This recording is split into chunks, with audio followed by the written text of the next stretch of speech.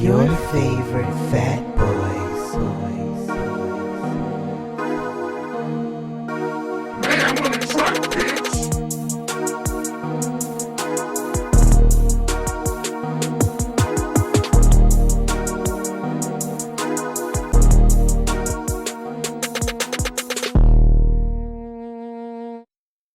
What's up, everybody's favorite fat boy, Jarron? Stefan, a.k.a. Mayhem, a.k.a. Mr. Fitty, a.k.a. your midlife crisis accomplishments. Is that swing at me? What it sound like? Might be, who knows? Well, damn. Welcome, everybody, to our podcast. This is our 50th episode. Yay! Hooray! Who would thought we made 50 episodes? We got Smoke Outside This Not Champagne. I didn't think that we were going to make it to 50 episodes, so Why is color that? me surprised. Why is that, sir? Why? Speak your mind. Get it off your chest, sir. I didn't even think we were going to make it to 10, so Wow. Tell me you had faith in your boy then. That's all you got to say. I don't have faith in anybody. So color me surprised. Well, there you go. Your cup. I'm drinking a bottle like a thug. Oh, you do you. You bought it. So, you really think we could do with 10 episodes? Or you think I would stick to it, I should say? That's what it was. Okay. Well, ha, ha, ha. Again, Joke's on you. color me surprised. So I didn't think you had the drive to continue doing it, and you did. So here we are, episode 50. Episode 50, yes. And the piggyback off of that is something you told me, just it's stuck with me, and I've sprinkled it here and there throughout the podcast, is that you only going to be as committed or put as much energy into it as I am. So even though I don't handle the technical parts of the podcast, like the editing and posting it, things like that, the ideas of the different topics and what we talk about and how we expand it to the internet and Fat Adventures. the Fat Adventures. It came from an organic place, just being creative. Right. That's all I wanted to do with the podcast, was just be creative. Look at different podcasts. I see people, more celebrities, anything. They have, guests on, like you had Noriega with Drink Champs. He's able to tap into the hip hop community, things like that. Right.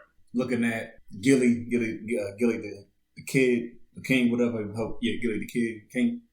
He has a podcast with his cousin, and they able to tap into talking to guests like basketball players, movie stars, different people that they're recognized within the black community.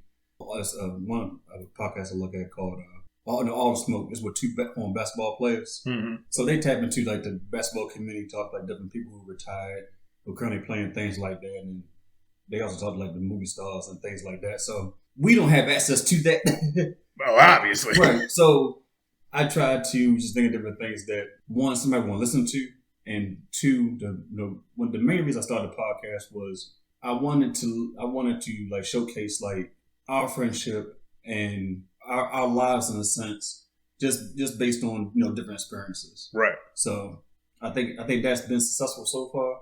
We don't have a huge Christian following, but that'll come in due time. But I enjoy doing it with you. I appreciate you doing it with me, and thank you for all your help and all that you've done. And to another, you gotta open this at the top. It's not for me. My hands are cold right now. I ain't got it. Damn. As you can see, we have the sparkling cider, and I cooked. He cooked my favorite, black spaghetti. If you don't know what black spaghetti is when you mix the noodles and the meat sauce together, and it just looks better for some reason. And you find it at birthday parties, baby showers, when your cousin and your uncle get home from prison. What else? That's pretty much it, right? Yeah, that's pretty much it. Maybe a wedding. Would you find us at a wedding? Depends on who catered it. If you went with a traditional caterer, no. Oh. But back to what I was saying for. So yeah, I definitely appreciate you, helping me out with this and just sticking with me. You didn't have to push me in this or keep at me and say like, what you gonna do. If I was like, get the camera, I got the camera. Well, you got the first camera, I got the second camera. You got the table and the chairs, the mics. And I was like, what else we need? And I paid for it. So I think it's been a fair trade-off or fair trade in what we've done. So let's keep that for another 50. Yeah, see, you'll get 100% of my skill set as long as you're willing to keep it up. How much you want? It's poor. I don't care. So what have been, let me ask you this. What has most impressed you about me during this podcast, or did you learn anything new about me during the podcast? Well, I've known you for a very long time. 20 years at this point. So I didn't learn too many things new about you, but what I did learn that I did not know before was your commitment. Because again, I've done these types of things with a lot of people and they never continue the commitment to keep it going. Mm-hmm. And I've learned that you had a drive and a commitment to keep this going that, again, I did not expect. Because I based it off of past experiences. With me or just people? No, just in general. Okay. With doing these kinds of things and doing these, creative things, that people tend to lose the drive, the focus, and the commitment. And you've kept it up. Oh, do we hug? Not necessarily. Okay. Well, thank you. That means a lot from coming from you. You don't get all too many compliments. I don't. No one deserves them.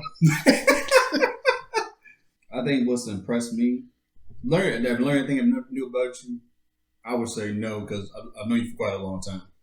But what impressed me is that what I don't know that you can do. Right. Like, when you were talking about, in the very beginning, before we started, I was like, well, what do we need to do the podcast? And I'm going off of, like, what I've seen people use, like, equipment and all that. Like, we need this stuff, like, do we need a soundboard with the little turning knobs and all that? Do we need headphones? Do we need this? Do we need that? You're like, no, we just need this and da-da-da and analog, and I can do it from here. I uploaded this, that, and the third. They're like, oh, okay. Your knowledge of just how to edit, and giving me confidence, and also giving me a sense of take your time. We can do it over if we need to. Don't rush it.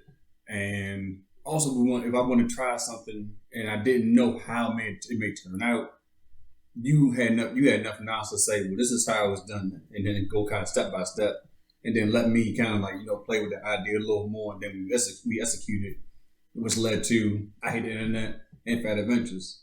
Right. So with you knowing, a lot more in I guess, digital space, just let me kind of let my creative go way off the top and explore different ideas now. So that, I thank you for that as well. So now that we had all the hearts. Ooh, that is sparkling. She got some spark from McDonald's. We've been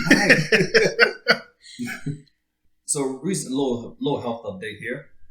I went to see my new heart doctor, still at the University of Maryland, and what was interesting is that he's my age. Nice. Right. Nice guy and everything. We chit-chat for a little bit. He's getting to know me. He's from Iran. He does internship down in Texas, and he's been in Baltimore. I think he's been on like 3 or 4 months now. Okay. Yeah. So fresh, huh? Yeah.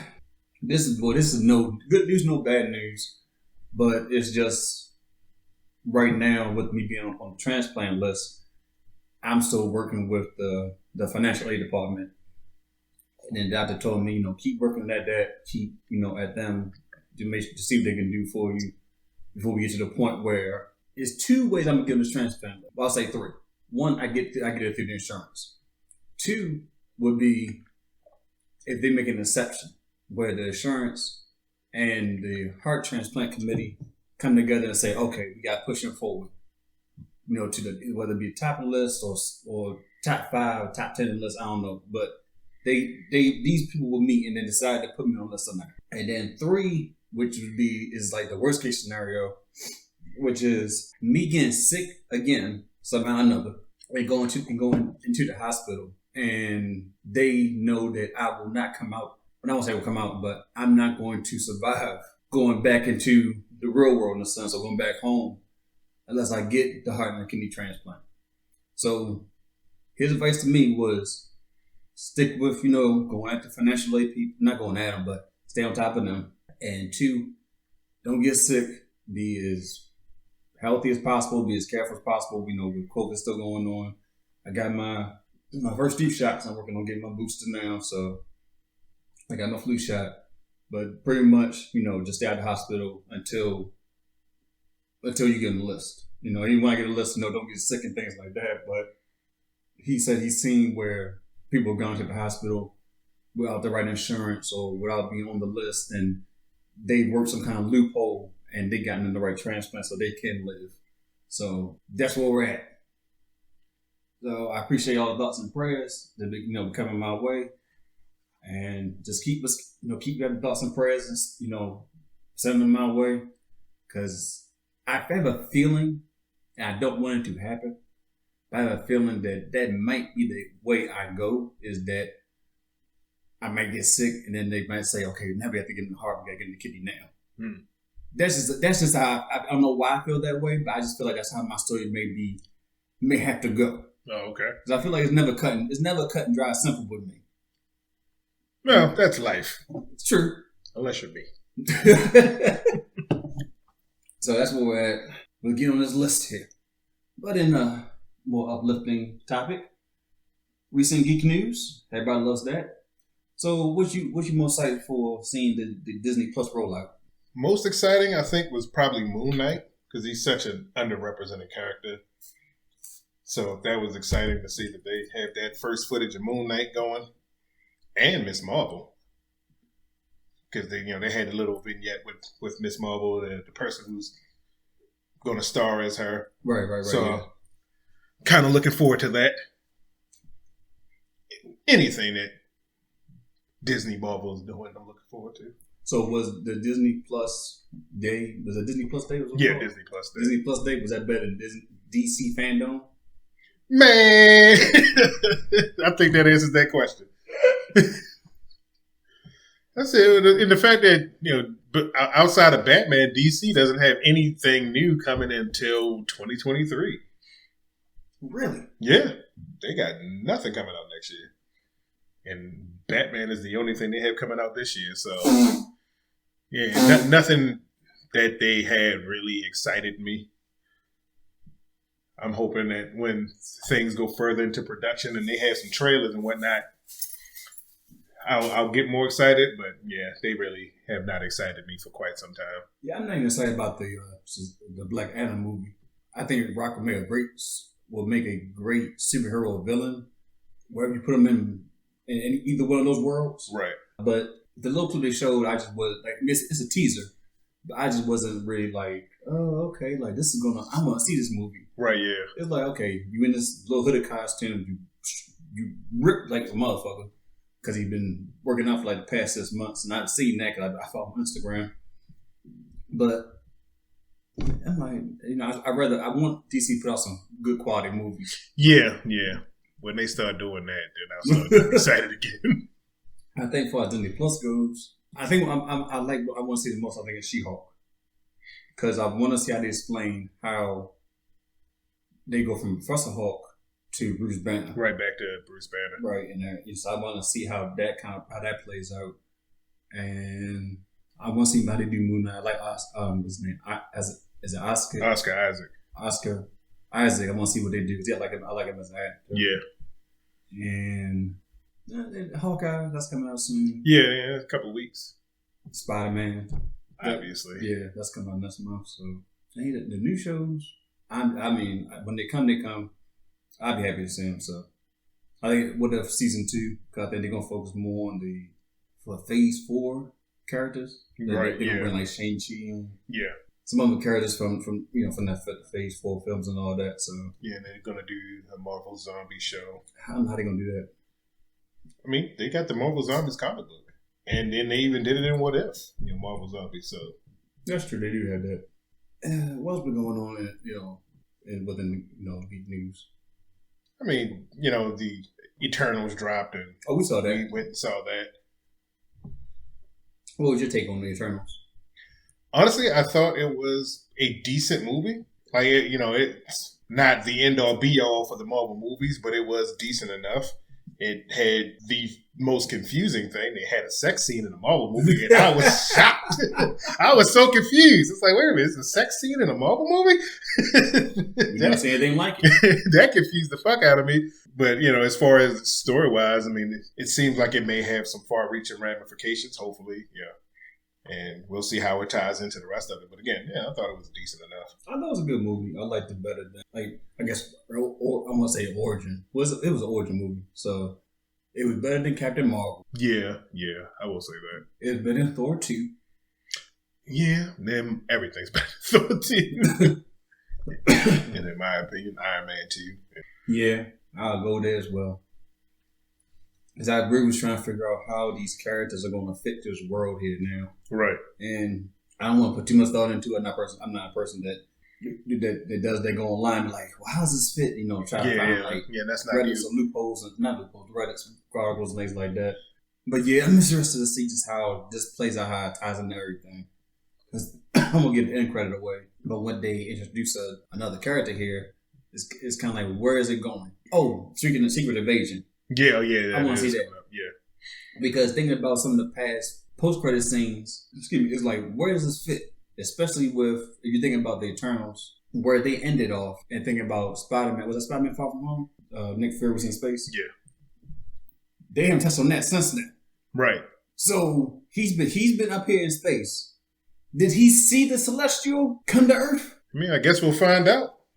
They've done a good job of making sure that everything feels like they're connected in the same universe. Kevin Feige, I trust.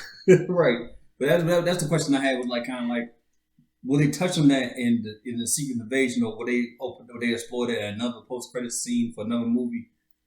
How does that connect? So all I know is the next movie coming out is Spider-Man. If we don't see a big ass stone celestial statue, if they don't have a news broadcast about that in Spider-Man, I'm calling foul.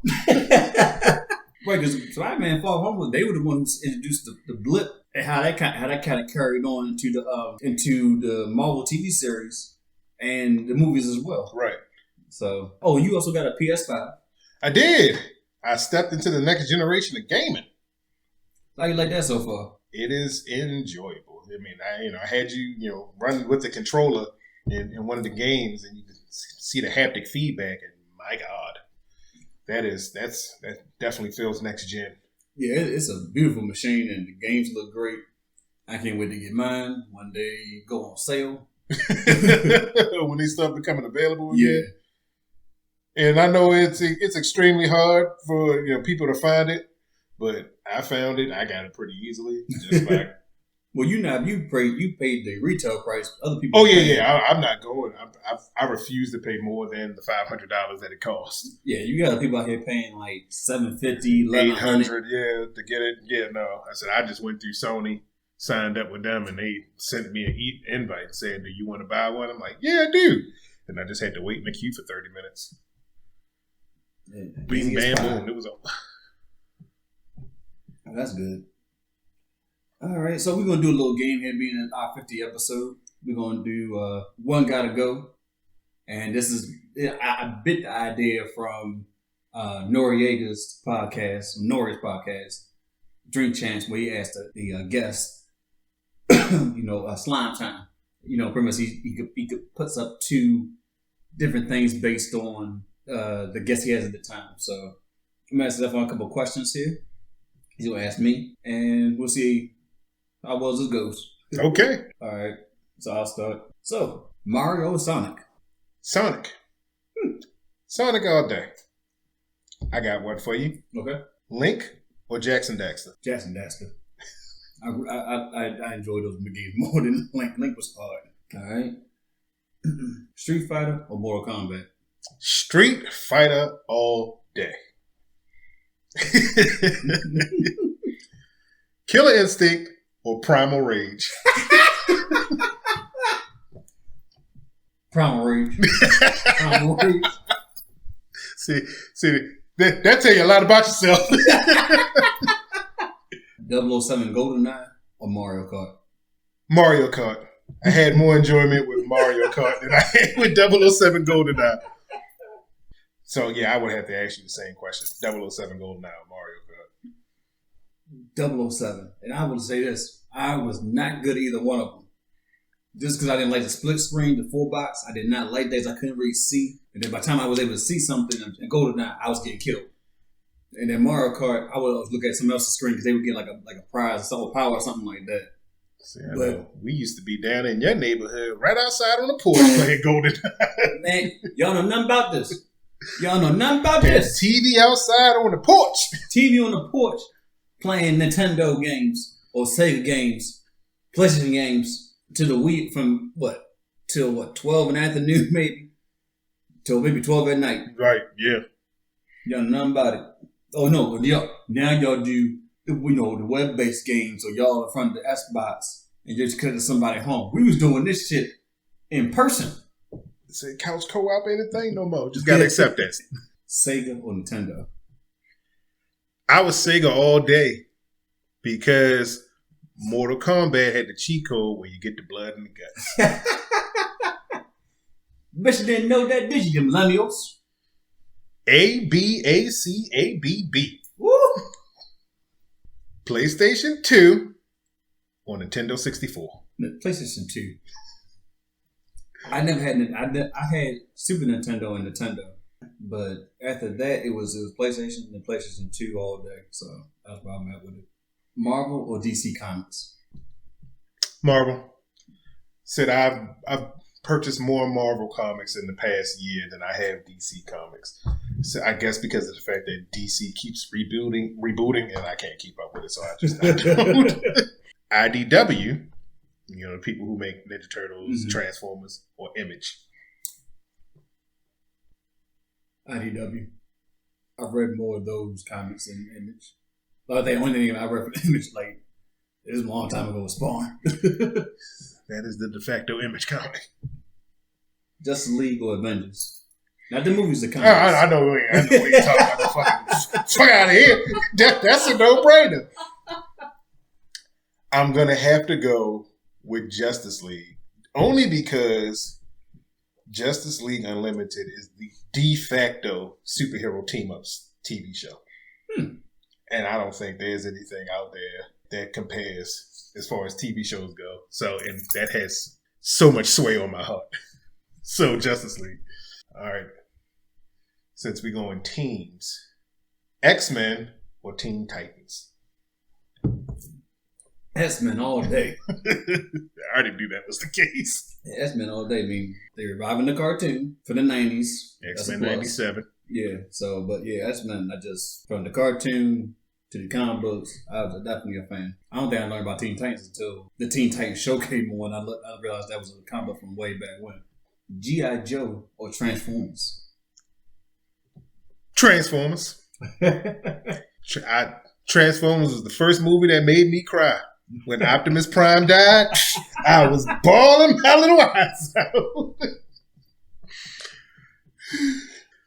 Thundercats or Silverhawks?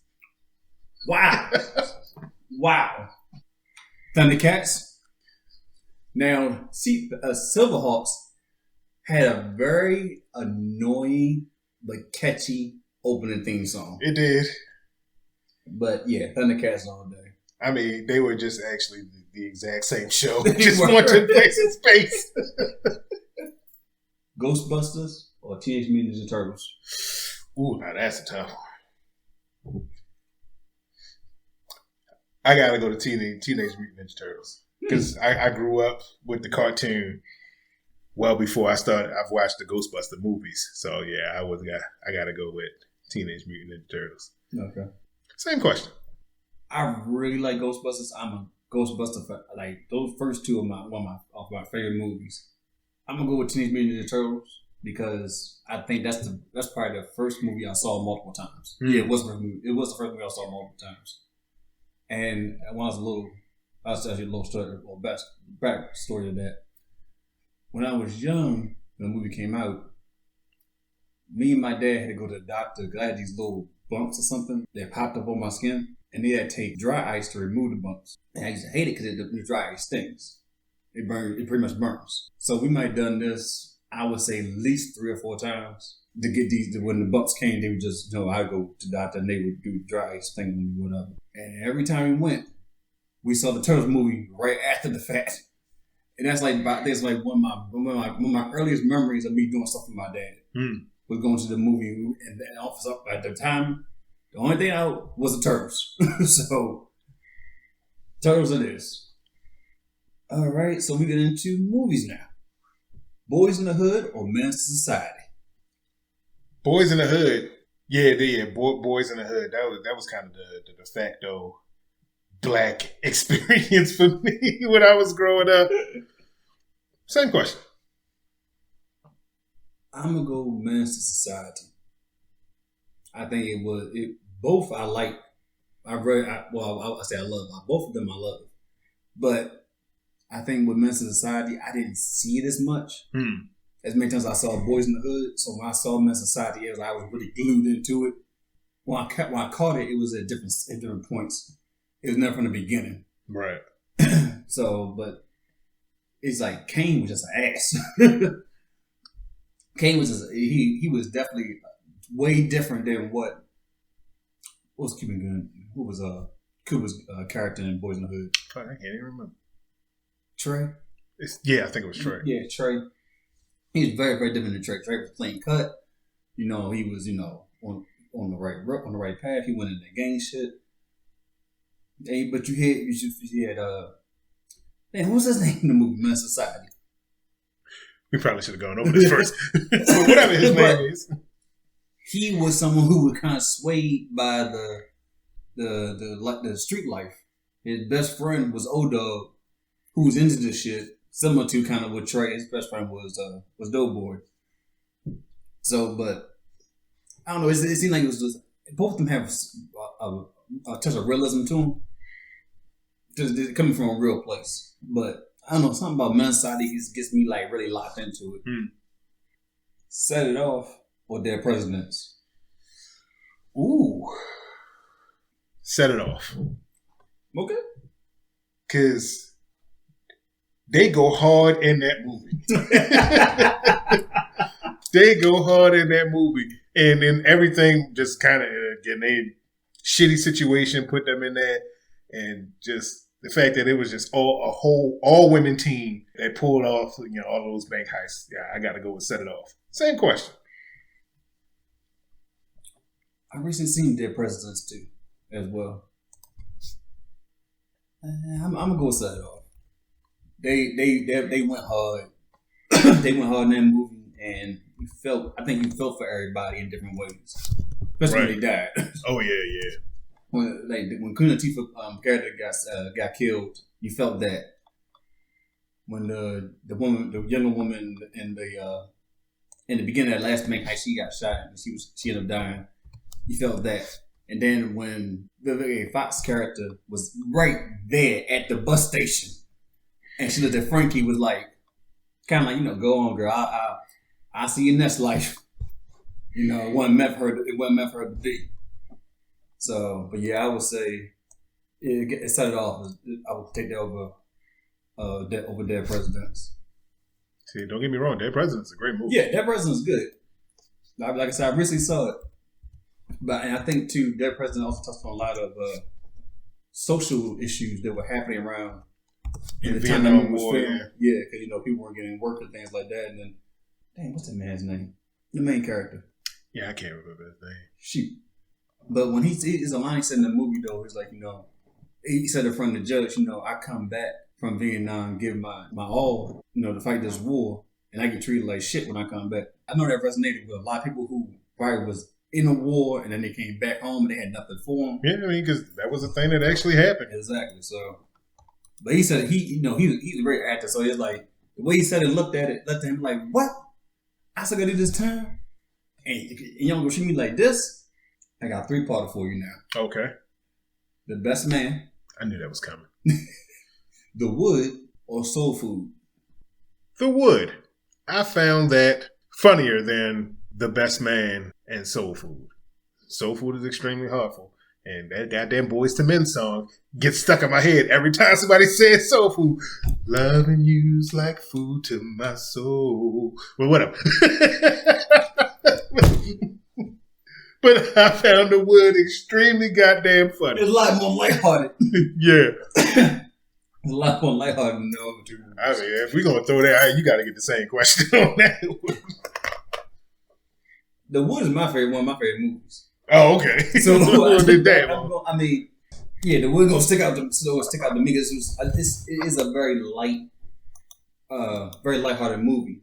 The Best Man, it is what it is. It's definitely a funny movie, but it's cool. It's soul food.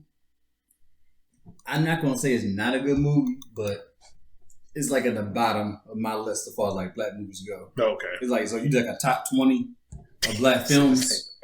It's gonna be down there somewhere. That's cool and everything, but what killed Big Mama though? That food, that greasy ass chicken, them diabetes. So life or Harlem Nights? Oh, we already know my answer to that one. That's Harlem Nights all goddamn day. Harlem Nights all goddamn day. We talked about this. We did our black movies. That we get versus it. Said Harlem Nights all day. I like Harlem Nights. It's one of the funniest movies out there. But I really do think, I feel. Right, yeah, that's a feeling. I really do feel Life is a better movie. You had Martin, Eddie. I kindly disagree. Going back and forth. That whole movie. I kindly disagree, sir.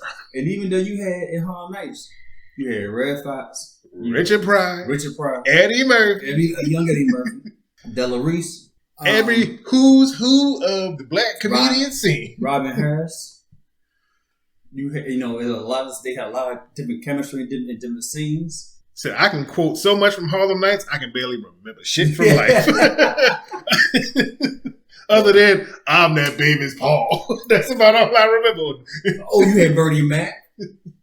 That's about all I can remember from life. But I don't know. I just feel like that was a funnier movie. I will kindly disagree. Let's go to the next question then. Number 3-parter. Dave Chappelle, Chris Rock, Eddie Murphy. Ooh. I go Dave Chappelle. Only because some of his earlier stuff, hands down, some of the funniest shit you'll ever see. I definitely go Dave Chappelle. So don't get me wrong, Eddie Murphy is goddamn living legend. Mm-hmm. But as far as who had me laughing the most, especially in his earlier works, Dave Chappelle. Same question for you then, sir. I would agree with you with Dave Chappelle. His Killing Me Softly stand up, high fucking hilarious. I saw that, I think I might have been in 8th grade or 9th grade maybe. Went back to school quoting them fucking jokes, getting in trouble. Now Chris Rock, he got some legendary stand-ups. Oh yeah, Bigger and Blacker? Yeah. Well, it was a Bigger and Blacker, and yeah, I think that was it. Yeah, that was one of the videos. Never Scared. Yeah. Man. I bought Bigger and Blacker on fucking CD. God damn, how old are you? So your age is different. Right? I bought that on CD so I could listen to that shit. But yeah. Bigger and Blacker was definitely like his coming out party. Like he got, like, he's always been funny. And then I think I don't think Eddie Murphy had a TV show though, did he? Mm-mm. He was on SNL, but he never had like a solo TV show. Yeah. Kind of just went straight into movies from SNL. But yeah, Eddie's a living legend though. Like with the movies and everything. Yeah, and again, it is, you ask any comedian, like Eddie Murphy Raw. Yeah. Sets the stage for most of them. That's still funny. Oh yeah. I mean, some of the jokes are a little archaic. From a 21st century standpoint. And he'll even tell you that himself. Like some of the jokes aren't haven't aged well with time. Got number 3-part for you. This might be the last one I got as far as a 3-part. But you can think of one, pitch it. Bernie Mac show, Wife and Kids, Blackish.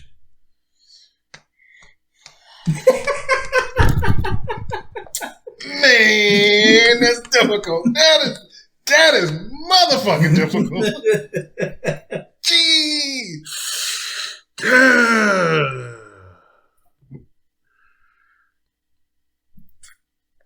Good Bernie Mac show. Who, that was difficult. Bernie Mac show. Man, that and That is tough. just barely. It's not even a definitive just slightly. Bernie Mac show. Whew. Yeah, the rest of that one, huh? I'm telling you, yeah, as far as the funny black comedy sitcoms go, those three are kind of the de facto. With the inclusion of the Chris Rock show. What was that called? Oh, Everybody Hates Chris. Everybody Hates Chris. But I didn't include that one because it was like, well, Bernie's show was definitely based on him raising his sister's kids. Yeah. But I thought, man, Chris Rock show was always funny.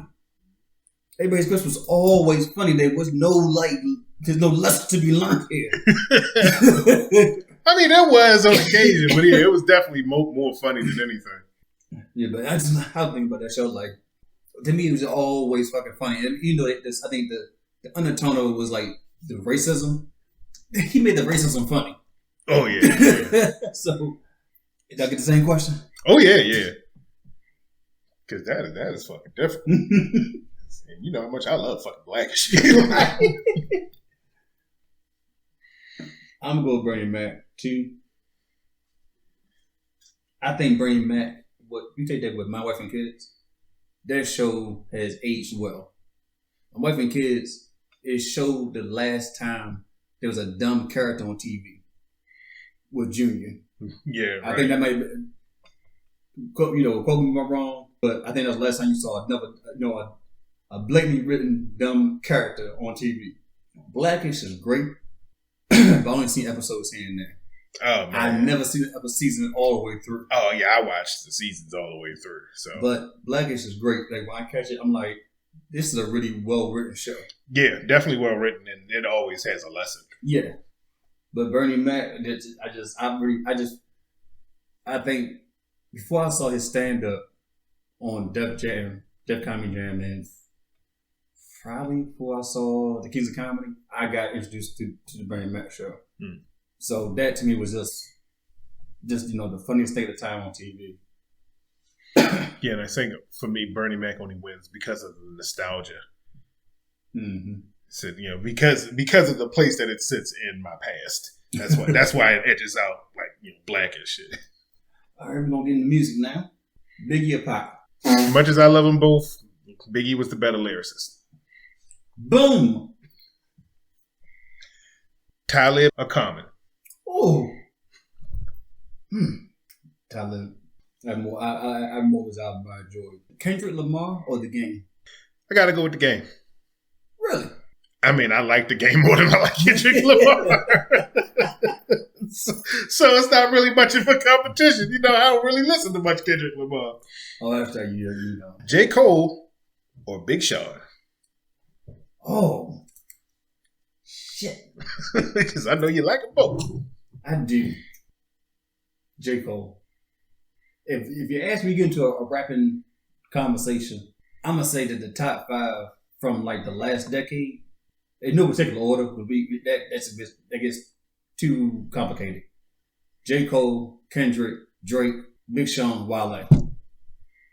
Okay, we know how I feel about Drake, so he never graced my fucking list. If we just talk about album sales, sure. Right.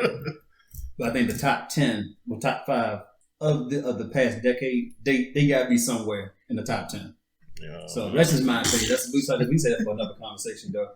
But yeah, J. Cole, his bodies of work versus Big Sean's.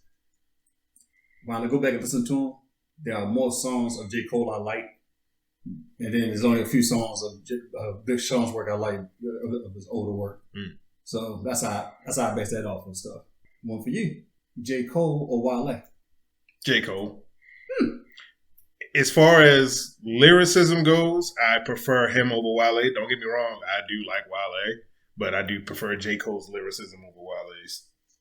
Gotcha. Well, I mean, you already talked enough about J. Cole, so I'm not going to include him in anything else. But as far as music goes, Jada Kiss or Beanie Siegel? Ooh.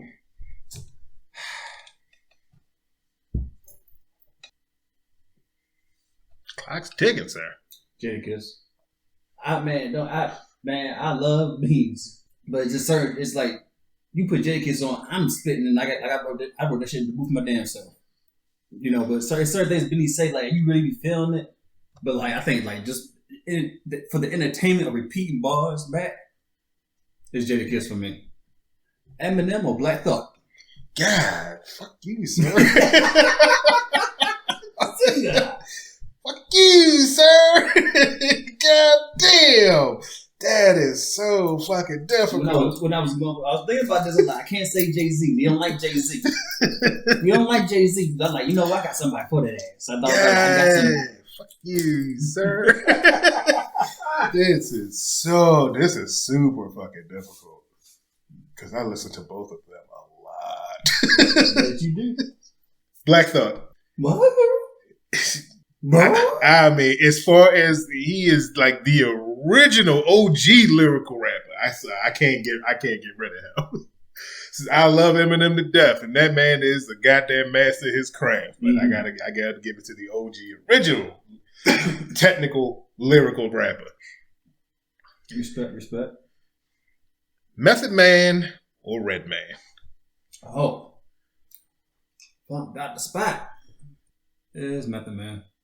It's just, I don't know, it's just more, I'm gonna say more enjoyable song. But even with them together, like, I kind of gravitate towards Method a little bit more. But Reggie ain't no slouch. Oh, yeah, no. You know, but yeah, that's somebody I just, Method Man is gonna be is somewhere in my top 10 all time. So, you, Royce the 5'9" or Method Man? Method Man. Damn. No question. And I like Royce, don't get me wrong, but shit, Method Man wrapping circles around Royce the 5'9". God damn it. METHOD, man. Oh, okay. Nas or KRS-One? KRS-One. His ability to tell a story, I think, if you really listen to him, or have listened to him since he first came out, you know, that's gonna be for an older crowd. But like his ability just to tell a story is so in depth that you feel like you kind of watch a movie with no words, or you watch the movie with no sound. I just say, and you know, Nas. I mean, he got some classics, but I really didn't gravitate towards Nas like that growing up. I appreciate some of the artistry in his work now that I'm a little older. But yeah, KRS-One, I would take him over Nas. And that's my last question. So. All right, that works for me. Cause we had 40 minutes. Way past. Oh, well, I guess we can do a bang. Jay-Z, and who would you put up against him? Anybody? Because I was never a fan of Jay-Z. This is guy who's at the gas station in my house. He raps a lot. Let's put him up against Jay-Z. So we know my thoughts on that. Well, we'll do another one of these at a later date and give JC some fair competition. not the round the corner nigga. Hey, I mean, he got an album now. It's called "Fuck Donald Trump." It might be good. I didn't listen, but it's pretty sure it competes with anything Jay-Z's done. Oh my God. I realize there's gotta be some songs. Is there one album you like of his? I like the Black Album. Okay. And I do like a few songs, quite a few songs from Reasonable Doubt. Okay. You weren't a fan of Blueprint? I was not a fan of Blueprint. Really? I think the only song from Blueprint that I really liked was it Dust Your Shoulders Off? Was that from Blueprint? No, that was on Black Album. No, that was a Black Album. Yeah, so Black Album. Yeah. That's a good album. I'm not knocking that. But you wouldn't disrespect Jay-Z talking about the round corner gas station nigga who be out there busting rhymes and wiping windows. So that's the show. Thank y'all for joining us for episode 50. 50. And as always, you can check us out on YouTube, SoundCloud, Google Podcasts, Apple Podcasts, and Spotify. Thanks for watching. Thanks for listening. Thank you for the encouraging words. Thank you for sticking by us. Like, comment, subscribe, and share. Peace. Peace out.